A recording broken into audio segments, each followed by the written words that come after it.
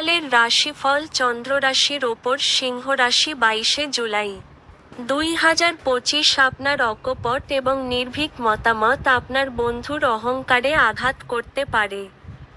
আর্থিক দিকে উন্নতি নিশ্চিত। আপনার ঘরের সৌন্দর্যায়নের জন্য আপনার অতিরিক্ত সময়ের ব্যবহার করুন। আপনার পরিবার সত্যিই এটির প্রশংসা করবে। আপনার প্রেমকে কেউ আলাদা করতে পারবে না। আজ অফিসে কাজ করার মতো মনে হবে না।